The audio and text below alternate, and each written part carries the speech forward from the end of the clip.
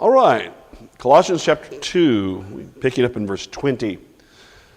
To appreciate where we are and what you're going to see in these verses is we're coming to the close of Paul's addressing the problem people, those who were causing issues for the Colossians or potentially were doing so.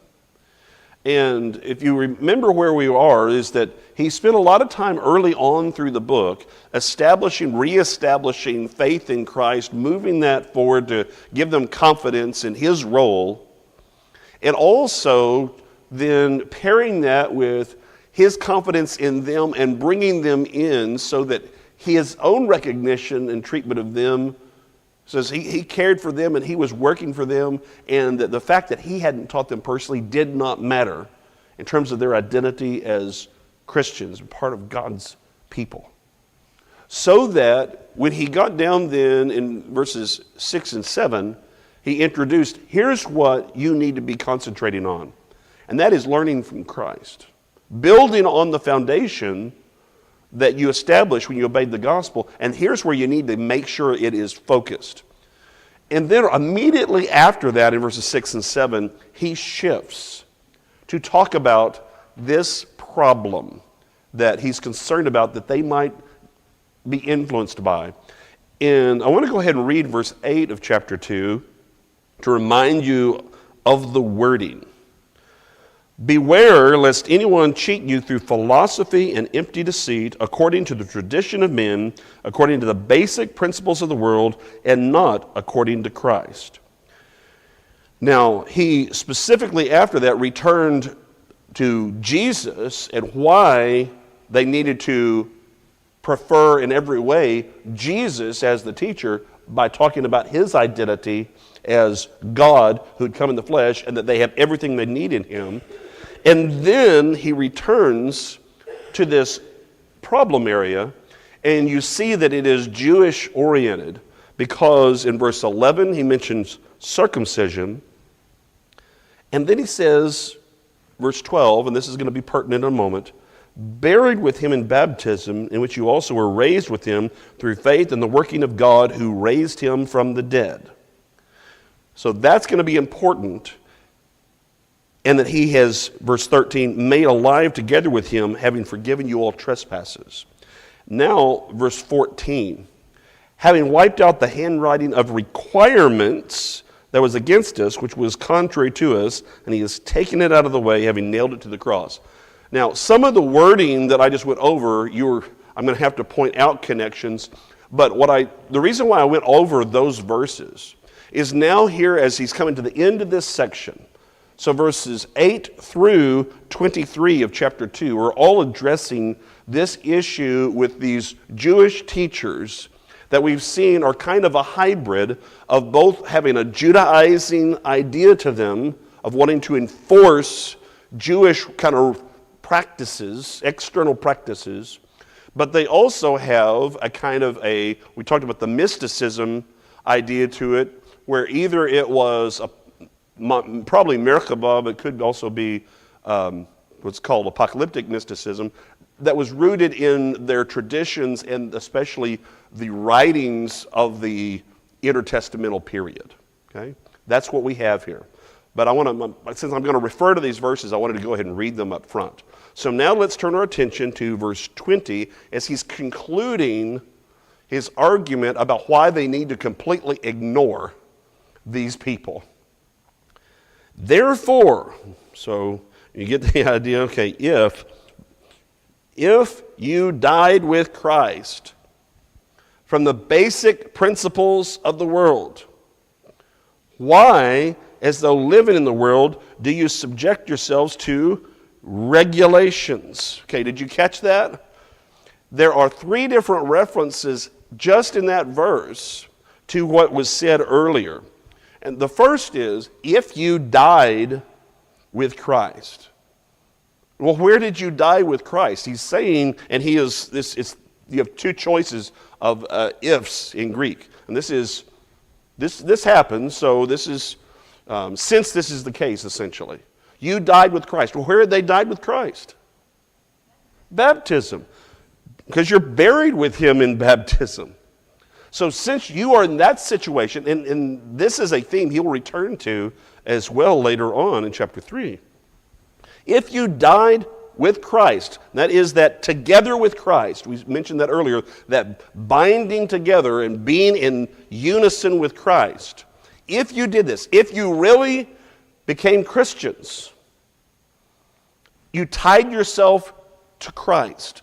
Now, that notice he chose Christ, Messiah, to the true Messiah, in other words. If that's who you're tied to, you died, said, from the basic principles of the world. Well, that whole idea of those basic principles was mentioned in verse 8. And the whole idea that was sometimes it'll say rudimentary or elementary principles, but the core idea and the context here is going to show that he's talking about things that are, especially by describing it as being of the world, is essentially worldly kind of principles. They got the worldly lessons, if you will. And what he's doing here, when he says, why as though living in the world, is that you're only thinking of these things and about religion on a worldly basis. And that you've got all the things worldly about it. Remember, this is from a Jewish point of view. But that implies they had missed the more important things. So I want you to be thinking about, and there's a lot of application we can make from this, okay, but I want you to think about things that were true that they had, because remember we noted in the previous section that there were certain things that came from the law that were a shadow. They were legitimate, but they were a shadow, meaning they were pointing to Christ. And then there were other things that they were trying to enforce that had nothing to do with what God had given, that were coming from their other ideas and their writings, okay? That's where you have the worship of angels and those things. Okay? So these things that start with those basic principles, that there is something to them, okay, but they're worldly in terms of their character. And I just want you thinking about that. He says, why as though living in the world? Well, now, wait a minute. Are you living in the world? I mean, this is the world. So what does he can't mean then, when he says, as though living in the world, he can't mean somehow in condemning them for just being alive upon the earth right now. That's not what he's talking about. So what does he mean when he says that they're as though living in the world? He has to mean something else by it. Okay. That's not literal. I think it gets the correct idea. As though, that is, you are living in the world as if it's the place and the background of all that you do. It's the end. If you think about the world, I think of it this way. He's saying you should never live as if this is the end-all, be-all of your existence. That's what he's getting to. Because these basic principles that are of the world, they gain things that looked at it as if essentially this world was the end-all, be-all of the existence. He says, you don't want to live that way. He says, that's not true. So what if you took the Old Testament and you stripped it of the spiritual? Could you just go around keeping it? If you treated it essentially as a civil and cultural code for your identity. The Jews did that. Then they lost sight, and when everything becomes, another way to look at this, when everything becomes ritual rather than meaningful. The difference between ritual and spiritual. That it is the end itself, the ritual is the end itself, the point itself.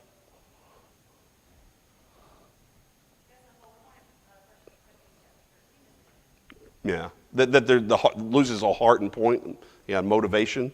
Yeah, that it's just, it's a going through the motions kind of thing. The important thing becomes going through the motions. It would be the same thing as if we were to teach baptism without any kind of need to be response to a message with faith and repentance and confession, or the confession has to be there, but there doesn't have to be a change in the way you behave or the change in the way you think, or you just do it. Everyone has to be baptized, so we just go through, but there's nothing there. It's just ritual. It becomes pure, sacrament in that way, is you just do it. And the fact that you've done it physically is enough. Same thing with the Lord's Supper. If we strip the Lord's Supper of all the spiritual, and we're just, are we really thinking on Sunday, the most important thing that I can do today is have a little bit of cracker and grape juice? Is that what we think is the most important thing for us to do? Is that what we've stripped it down to? I've got to get there and grab it and take it. That's the thing. And the remembering of Jesus gets left out entirely of what he done for us. That's what we're talking about stripping things where we're down to where we've taken something that actually has spiritual roots and we've stripped it of all the spiritual and you are left with simply ritual. And I think by getting it up to date, we can understand that can happen. Okay? Well, if you think about all the kind of regulations that the Jews had, there was a mixture of civil law with moral law in what they had, as well as ceremonial. You can see why that would happen to them. And this connection is in the last part of the verse. Do you subject yourselves to regulations? Now, that is one word. And you go back to that regulations, you didn't see that word, but if you go back to verse 14, when it said, having wiped out the handwriting of requirements, the word requirements is from the word dogma. Okay? Required opinions is essentially that idea, those individual things. Well, when you get to this word, when it says to regulations, here in verse 20, it's the verb form of that. So he's making a reference to that same thing about the decrees that were in the old law. So he's tying all this together about you died with Christ, as he pointed out in verse 12, to those basic principles, verse 8, of the world, of just doing those things, and you shouldn't want to be living in the world and just going through the motions of all these things. Why, as people that just do that, why do you subject yourselves, and it's just a whole verb, allow yourselves to be regulated or influenced by these opinions, their dogma? Why do you let their dogma rule you? That's what he's really kind of saying there. And that's what he said in verse 14. Now remember, the dogma that he's talking about was old law. But you died to all that. That was the point of verse 14. If you give all the regulations and the practices of the old law, you're giving them a place they don't deserve. Why? Because they're taking those things. This is what the Jews had done. They were exalting all their historical, traditional practices, but they had lost the real point of what the old law was to do, which was to get them ready for the Messiah, and then to hand off and to accept in faith the Messiah. That's Hebrews, that's Colossians 3. They'd missed that. And so they couldn't have that. And so you end up with all of that point about all the promises, since again, as we pointed out last week, They'd already received the promise of being a nation. They already received the promise of having land. The next was the promise of the seed promise. And the seed promise they then interpreted as just, well, that's about us. Instead of it being about the Messiah and about being spiritual, and it was about us being, everyone needs to become a Jew and be right. Okay, that was the core idea. And so it was Jewish identity became high, the most important thing, not a spiritual promise for salvation. That's what they'd stripped out of it. Now, in verse 21, he gives some examples of some of these regulations, and he's kind of summarizing. It's not a quotation. He's quoting kind of the idea of what these people might be saying. Do not touch, do not taste, do not handle. Now, what immediately should come to mind within a Jewish context, which is what this is, when they say, do not touch, do not taste, do not handle? First of all, the dietary laws, yes, that they could not, we've mentioned this before, they had certain things they could not eat. I mean, it was laid out very specifically what kind of birds, based upon what they eat, the different animals based upon their feet and whether they chewed the cud and all the, okay, you go through Leviticus and you've got a lot of specificity about all of this, okay, decrees, requirements, regulations. What about handle and touch? Good. Anything unclean.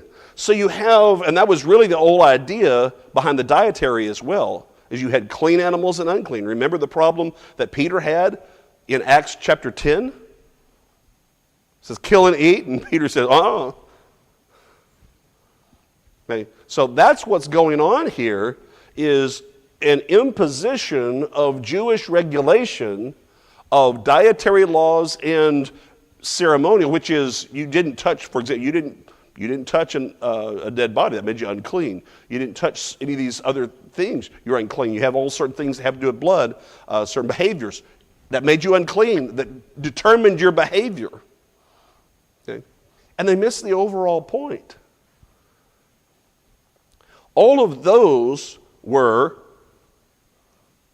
physically oriented things that were pointing to a spiritual point about God's holiness. And instead, they were emphasizing, and what they got out of that were that the regulations physically were what mattered, not necessarily the spiritual understanding of following what God says specifically. And that's why he says, verse 22, which all concern things which perish with the using. And then he adds, according to the commandments and doctrines of men. Now, that, again, should take you back the tradition of men in verse 8. So when he describes all this, he says, all these things are unto corruption. That's when he said perish, unto corruption with use. That's another aspect of this world. Things they corrupt. Okay? If you're going to just be concerned with these things, okay, you're missing the point about your real existence. Because God made the things of the world to be corruptible. That was possible. They're going to wear out. But he also made man where he has a part of him that does not wear out. Man is both. Yes, ma'am.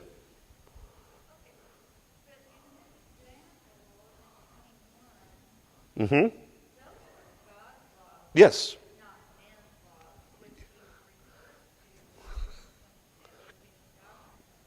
Yes.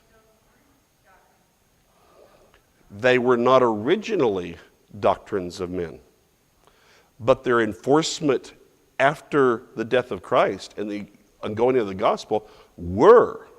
The reason why that the men, and that's a really good point, but they were, by continuing on with them, Had just become traditions.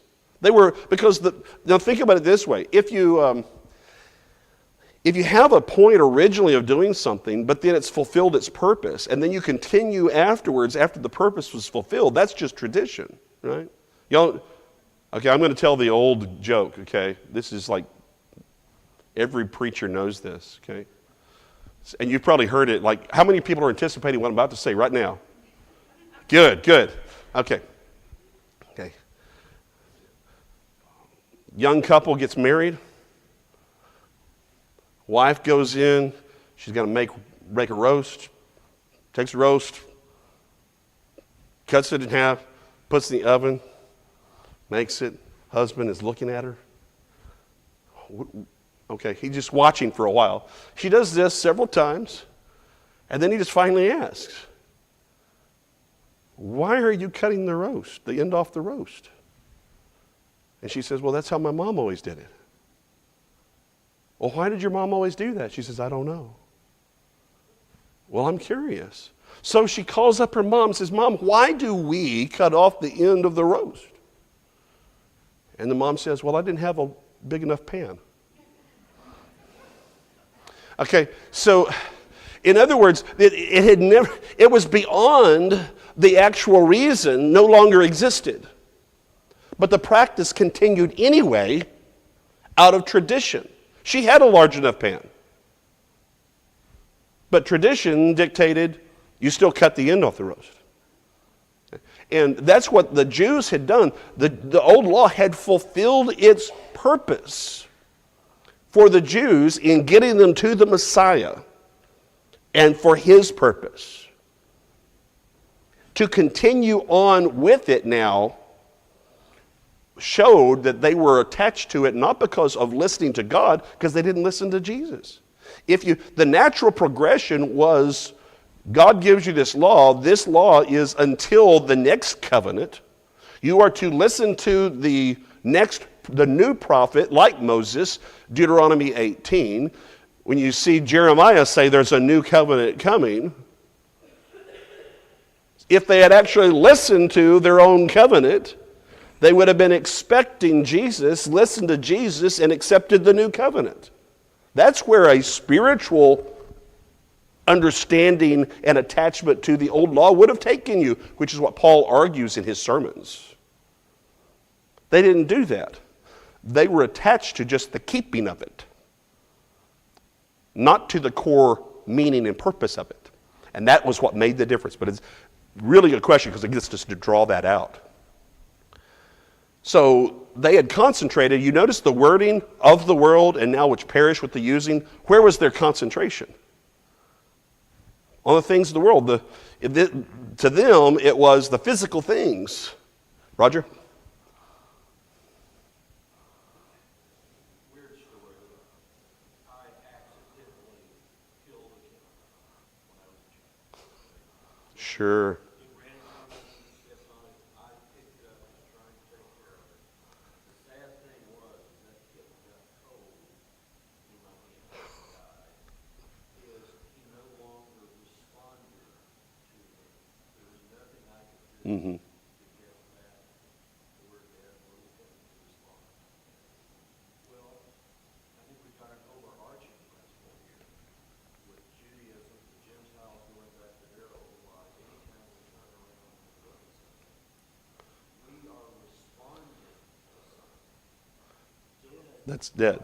Don't respond to stimuli. Yeah. We have died to something. We no longer respond. We no longer respond. We've died to that, so we don't respond. That's good. Responding to something that they died. Yeah. So we've died to the law, and we're recognizing that, and it's kind of a similar way in which Paul uses that in Romans 7 of marriage. But yeah, the idea of that a dead kitten, that you're lifeless now, and to still act like it's alive is a problem. So you manage to give us a perfect illustration and make everyone in the room extremely sad at the same time.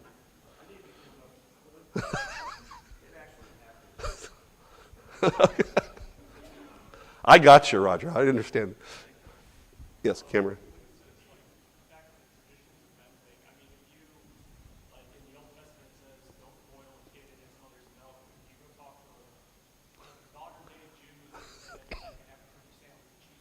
So I mean, I can compare all these rabbinic commentaries that were written at even this time. Is that kind of what he's referring to? Somewhat, yeah. You have because that's a good thing to add to this. Is yes, while the Mishnah had not yet been all developed and written down, those in principle ideas had. Now they had these other writings that were a little bit of, and the rabbinical kind of approach, which you had two rabbinical schools that were going on at this time. Okay, a lot of it was still oral at this time. Okay, it later is going to be written down. At least one school is, and so yeah. But that gives you an idea of they took these laws and you came out with, 35 descriptions of all you needed to do in order to find this. We see it, and like you've heard of the whole idea of the Sabbath day, and Jesus, that all the things they did to act like when Jesus would heal somebody or they would be eating grain, that they somehow had violated the Sabbath. You're like, what? Well, if you go back and look at the things they had added to the law to follow it, then that actually makes sense. They were applying not the law itself in its spiritual aspects, but their regulations to kind of keep them hemmed in from doing that, and then they were applying that as if it was from God. And so that's a really good example. So you have, well, I'll wait till we get to the end to give you some examples today of how to see this. Okay, so let's go ahead and look at verse 23, and then we're going to make some applications. These things indeed have an appearance of wisdom. Note that word, especially with John's lesson at the 9 o'clock hour. The appearance of wisdom, they're not really wisdom, but holding on as if it's wisdom, in self-imposed religion. Okay, I actually translated it self-determined religion, as I think is more accurate. False humility, we already came up with the idea of their of putting on a sense of humility earlier in the text. And neglect of the body, which would be partially what you'd see with verse 21, though I'd say that there's some more to it than that.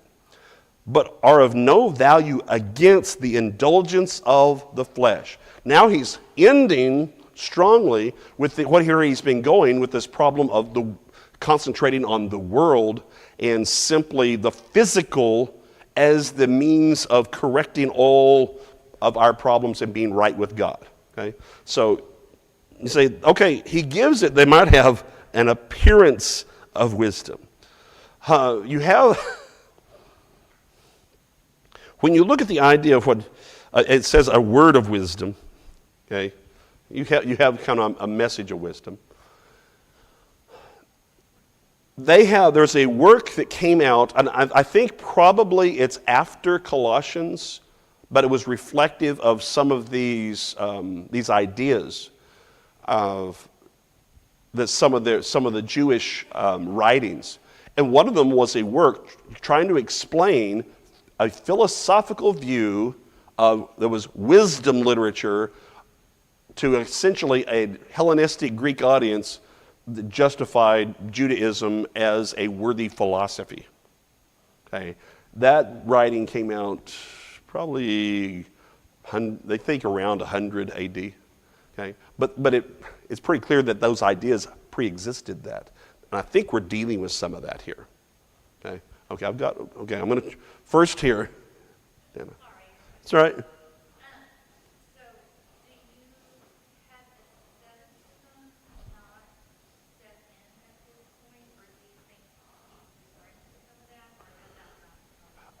That's a tough question. She's asking about asceticism, because you see it more clearly, I think, in John's letters when he is dealing with an early form of Gnosticism, and we're not quite there, but I'm convinced that grew out of this problem within Judaism. So that's why you see hints of it. And the whole idea of asceticism is withholding things from the body, not doing certain things, and it's that itself is the point.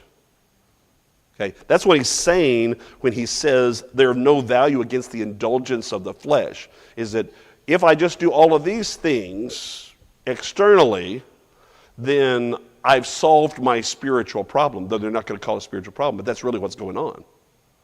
Okay? I want to give you an illustration of this. I may have used this before, but I know I've told the guys this, is the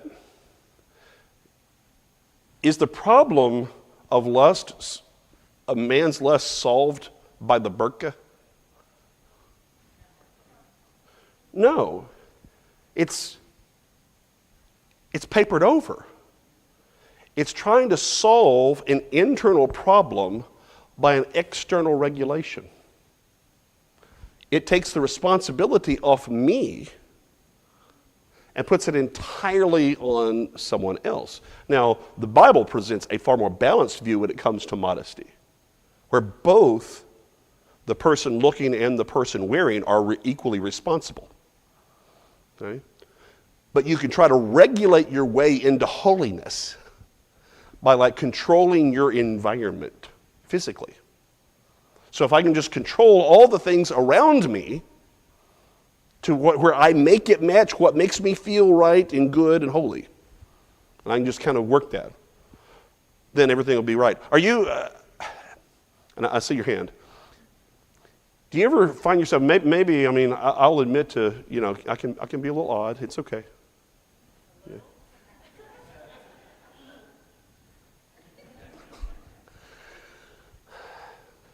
You can pray for Tracy. It's okay. Okay. That's all right. So, have you ever noticed, though, about when it feels like everything in life seems out of control, how you will double down on small little things within your control, like physical things? Say it again. You go to what you know. I mean, I would, and I know about this about myself. I did when I was younger. But when I was frustrated, couldn't handle certain things, I would rearrange the furniture. That was something I could control. It was within my control. I could do that. Guess what? The whole idea of buying things because you're down, you don't feel well, and buying it. Huh? See, not so odd after all. Is that it makes you feel better, okay? So if I do this kind of thing, now that's not handled the internal thing. It's actually masking it. Okay, so, and there are that's essentially the same idea, is trying to provide a sense of accomplishment, spirit, giving myself credit spiritually for doing something that actually I myself have kind of put in here. And it's not spiritual at all because it's not what God wants me to do. But I've created this system so that I can feel good about doing these things and that I can go on with the rest of my day. And that's what self-determined religion is. Why would people create compromises and weird kind of things, what we look as weird, to do when the truth is right in front there and you can point it out to them and it's like it doesn't matter? Because this requires heartfelt submission and regular, constant responsibility. And it cannot be controlled.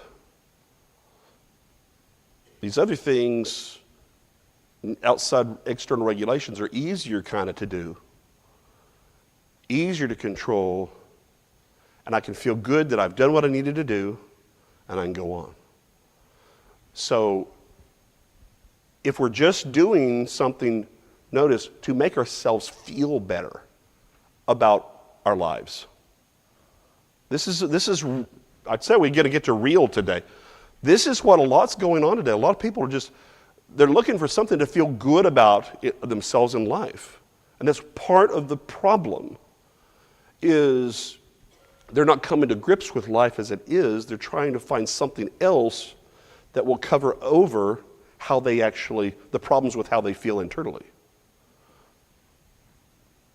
And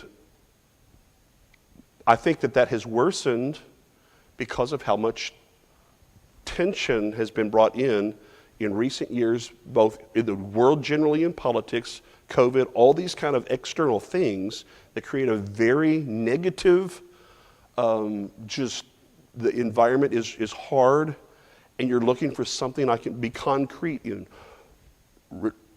Gen Z is kind of interested in religion. You know what they're interested in? Catholicism. Why? What does Catholicism offer? Structure, physical, but actually very limited responsibility, to where I can just be part of something, I can check my box and be good, but I don't have to worry that much. And boy, does that sound good in a world where anxiety is high. Right?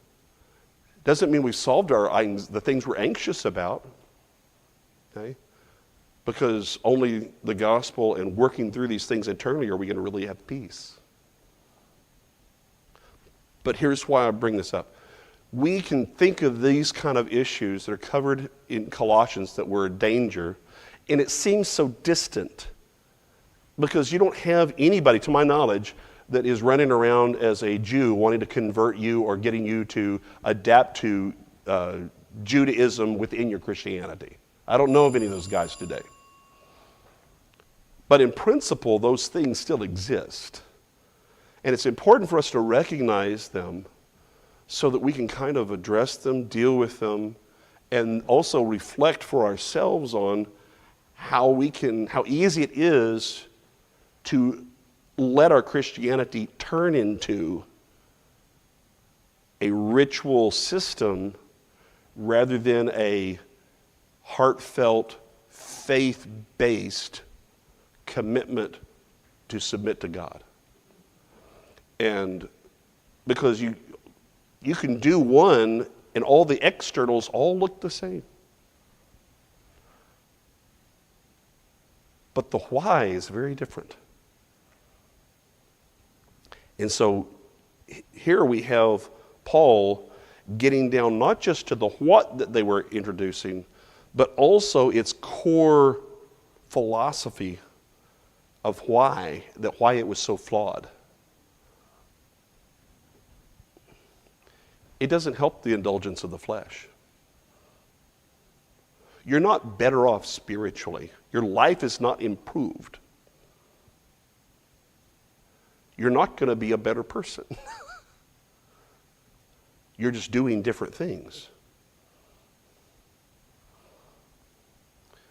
And that's where we have so much need to recognize what he was addressing here and why in a world, remember, especially if you think about people who had mostly come out of, some would have been Jews, but mostly it would appear from what's been said, we're dealing with a lot of pagan background. Well, that's kind of all about ritual, isn't it? You do these things. It wasn't that they didn't have any beliefs, but it was largely ritual in order to have my life be better. Improve my circumstances, my external circumstances. I want it to rain, so we're going to give to this God. You have all these different things. And it was a transactional kind of thing. If we get to the point of where I've limited myself so that the nature of my Christianity is I need to be baptized, I need to be at the right place on Sundays, and I need to be there on Wednesday nights, and we go through and we do our thing, and then I'm good for the week. Then we've really reduced Christianity to a ritualistic system of where it's just transactional, where we think God should be happy with me for doing a bare minimum thing, when in actuality, what he has asked for is us. Not all the things we do, but us. That's Romans 12, 1 and 2. And we can very easily forget those things. And that's really what he is getting down to. He's going to develop this and get down to show it's supposed to really change who you are, your identity. And that begins in chapter 3. But we're not going to get to chapter 3 today. I'm not doing that. Matter of fact, I'm not getting to that next week either. We will pick up, Lord willing, in chapter 3, the beginning of June.